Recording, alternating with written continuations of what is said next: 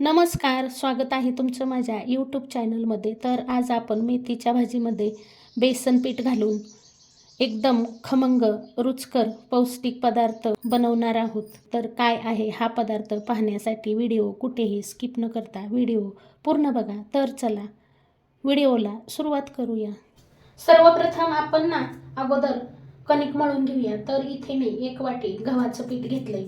आता याच्यामध्ये चवीपुरतं मीठ घालायचे आणि आता याच्यात पाणी घालून आपण चपात्या बनवायला जशी कणिक मळतो त्या पद्धतीने कणिक मळून घ्यायची. त्यानंतर आता थोडंसं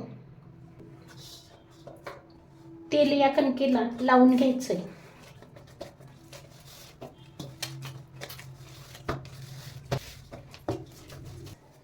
आणि आता याच्यावर झाकण ठेवून ही कणिक आपल्याला भिजण्यासाठी ठेवून द्यायची. आपली कणिक भिजते तोपर्यंत आपण पुढची तयारी करूया. त्यानंतर इथे घेतले आहेत 4 कांदे आणि 4 हिरव्या मिरच्या. कांदे आपल्याला लांब आकारामध्ये आणि पातळ पातळ कापून घ्यायचेत आणि हिरव्या मिरच्या सुद्धा बारीक तुकडे करून घ्यायच्यात. तर अशा पद्धतीने 4ही कांदे चिरून घेतले आहेत. आता आपल्याला हे कांदे असे सुट्टे करून घ्यायचे आहेत आणि 4ही मिरच्या अशा बारीक तुकडे करून घेतले आहेत. तर अशा पद्धतीने आपल्याला सर्व कांदा सुट्टा करून घ्यायचा आहे आणि कांदा असा मी दाखवलेल्या पद्धतीनेच उभा चिरून घ्यायचा आहे. त्यानंतर इथे मी 1 पेंडी मेथीची भाजी नीट करून घेतली आणि भाजी स्वच्छ धुवून घेतली आहे. शक्यतो आपल्याला मेथीची पानंच घ्यायचेत, देठ घ्यायचं नाहीत किंवा तुम्ही मेथीचे शेंडे सुद्धा घेऊ शकता. आता आपल्याला ही मेथीची भाजी बारीक चिरून घ्यायची. अशी ही मेथीची भाजी अगदी बारीक चिरून घेतली आहे. तुमच्याकडे चॉपर असेल तर तुम्ही चॉपरमध्ये घालून बारीक करून घेऊ शकता. नंतर आता गॅसवर कढई चांगली कडकडीत गरम करून घेतली आणि 2-3 चमचे तेल घालायचे. तेल चांगलं गरम झालं की 1 चमचा जिरं घालायचे, 1 चमचाभर हिंग घालायचा आहे, बारीक कट केलेल्या हिरव्या मिरच्या घालायच्या. 1 मिनिटभर मिरच्या भाजून घ्यायच्या. अशा मिरच्या भाजल्या की मिरच्या बाधत नाही. त्यानंतर आता इथे आपण जो कांदा उभा चिरून एकदम पातळ करून घेतलाय हा सर्व कांदा घालायचा आहे आणि हा कांदा 2-3 मिनिट फुल गॅसवर मस्त असा सोनेरी होईपर्यंत भाजून घ्यायचा आहे. कांदा चांगला सोनेरी रंगावर भाजून झाला की आता लगेचच याच्यात आपण जी चिरून ठेवलेली मेथी आहे ती मेथी घालून घ्यायची आणि ही मेथी आता आपल्याला या कांद्यामध्ये मिक्स करून घ्यायची. थंडीच्या दिवसामध्ये बघा भरपूर प्रमाणात हिरव्या पालेभाज्या मिळतात आणि मेथी तर भरपूर भेटते. त्यामुळे मेथीपासून तुम्ही हा पदार्थ एकदा नक्की बनवून बघा, खायला खूपच छान लागतो. त्यानंतर आता इथे आपण पाव वाटी बेसन पीठ घेतलं आहे. हे बेसन पीठ घालायचे आणि आता हे बेसन पीठ सुद्धा आपल्याला या कांद्यामध्ये व मेथीमध्ये छान असं मिक्स करून घ्यायचं. या स्टेपला गॅसची फ्लेम मीडियम करायची. त्यानंतर आता आपण याच्यामध्ये काही मसाले ॲड करणार आहोत. तर इथे मी 1 चमचा लाल मिरची पावडर घालणार आहे, मीठ घालणार आहे, तिखट मीठ तुम्ही तुमच्या चवीनुसार घाला, 1 चमचा गरम मसाला घालणार आहे आणि आता पुन्हा आपल्याला हे सर्व मिक्स करून घ्यायचे.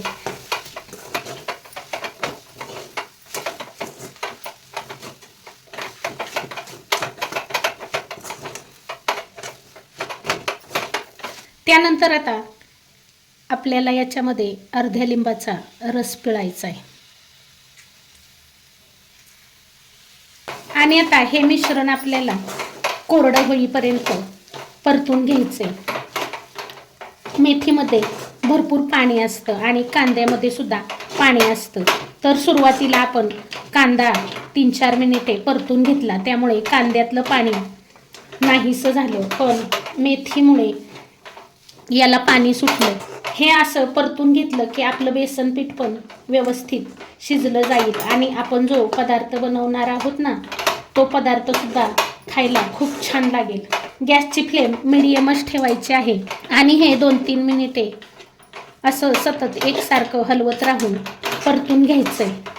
तर इथं हे मिश्रण 3-4 मिनिटे मीडियम गॅसवर छान असं परतून घेतलं आहे आणि परतून घेतल्यामुळे आपलं बेसन पीठसुद्धा छान असं शिजलं गेलं आहे आणि या मिश्रणाचा एकदम मस्त खमंग वास येतोय. आता हे मिश्रण आपण थोडंसं थंड करून घेऊया. आपण बनवलेलं मिश्रण थंड होतंय तोपर्यंत आपण आपली कणिक पाहूया. तर कणिक बघा मस्त अशी भिजली आहे, मऊ झाली. आता थोडीशी याला पुन्हा 1 मिनिटभर मळून घेऊया. त्यानंतर आता या कणकेमधला एक असा गोळा काढून घेऊया. गोळा थोडासा मोठाच काढायचा आहे आणि आता पिठामध्ये बुडवून याची आपण थोडीशी जाड चपाती लाटून घेऊया.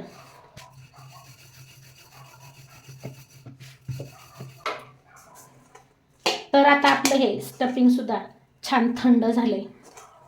आता हे स्टफिंग या चपातीवर घालून घ्यायचंय.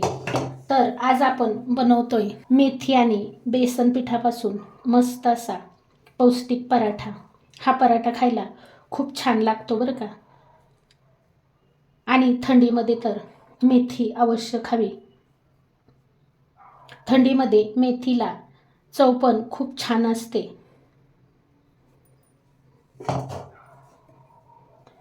हे स्टफिंग भरपूर घालून घ्यायचंय. स्टफिंग जास्त फडफडीत कोरडं करायचं नाही, थोडंसं ओलसर ठेवायचंय. म्हणजे आपण जेव्हा याचा पराठा लाटू ना तेव्हा पराठा तुटत नाही. स्टफिंग जर फडफडीत केलं ना तर मग याचा पराठा लाटताना तुटतो. आणि भरपूर स्टफिंग घातलं ना की पराठा खायला खूप छान लागतो. तर बघा इथे मी या चपातीवर भरपूर असं स्टफिंग घालून घेतलंय. आता आपल्याला याला मधोमध चाकूने कट करून घ्यायचंय.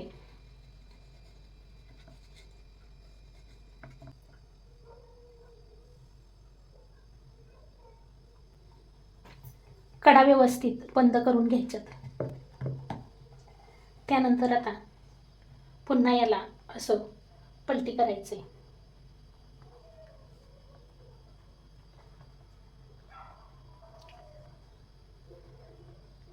त्यानंतर आता पुन्हा याच्यावर असं पलटी करून घ्यायचंय.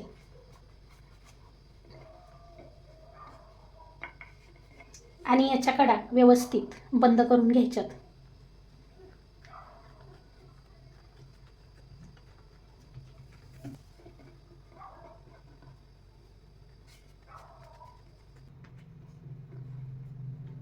आता याच्यावर पीठ घेऊन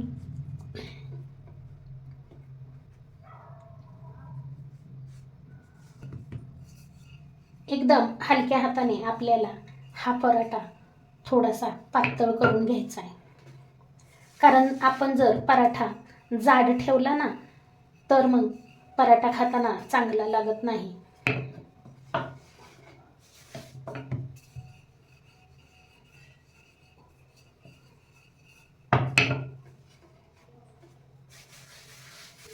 आणि एक्स्ट्राचं पीठ काढून टाकायचंय. इथे आपण पीठ भरपूर लावलं आहे. याचं कारण म्हणजे पीठ भरपूर लावून हा पराठा लाटून घेतला का नाही की आपलं आतलं जे स्टफिंग आहे ते स्टफिंग बाहेर येत नाही. आता आपल्याला या पराठ्याला थोडंसं तेल लावून घ्यायचंय. आणि त्यानंतर इथे मी कलोंजी घेतली. आता ही कलोंजी या पराठ्यावर लावून घ्यायची. कलोंजी लावल्याने पराठ्याला खूप छान चव येते. पराठा खायला खूप सुंदर लागतो. जास्त पीठ लावल्यामुळे आपल्या पराठ्याचं स्टफिंग थोडंसुद्धा बाहेर आलं नाही. पराठा लाटाय घेण्यापूर्वीच मी तवा गरम करत ठेवला होता. आता आपल्याला हा पराठा गरम तव्यावर असा दाबून घ्यायचा आहे. त्यानंतर आता या पराठ्याला दुसऱ्या बाजूने तेल लावायचे आणि हा पराठा उलट पुलट करून मस्त असा भाजून घ्यायचा आहे.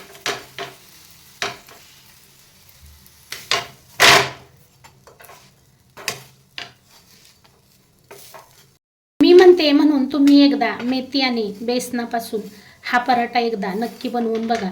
खायला अतिशय सुंदर लागतो आणि आपण याच्यामध्ये लिंबाचा रस घातलाय त्यामुळे तर याची चव अजूनच सुंदर लागते. तर बघा किती सुंदर आपला पराठा दिसत आहे. जेवढा पराठा सुंदर दिसत आहे ना तेवढाच खायला सुंदर लागतो. तर याच पद्धतीने मी सर्व पराठे बनवून घेणार आहे.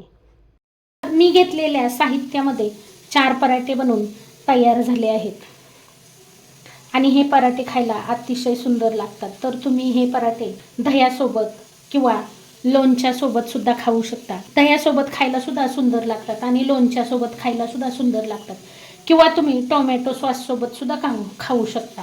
मुलांना जर तुम्ही टोमॅटो सॉससोबत हे पराठे खायला दिले ना तर मुले तर आवडीने खातील आणि हे पराठे खायला खरंच खूप सुंदर लागतात. तुम्ही एकदा असे माझ्या पद्धतीने पराठे नक्की बनवून बघा. तर तुम्हाला माझी आजची रेसिपी कशी वाटली कमेंट करून सांगायला विसरू नका. रेसिपी आवडली असेल तर एक लाईक जरूर करा. चॅनलला याआधी सबस्क्राईब केलं नसेल तर सबस्क्राईब करा, सपोर्ट करा. रेसिपी पाहिल्याबद्दल खूप खूप खूप धन्यवाद. पुन्हा भेटूया असेच एका नवीन छानशा रेसिपीसोबत. तोपर्यंत बाय बाय.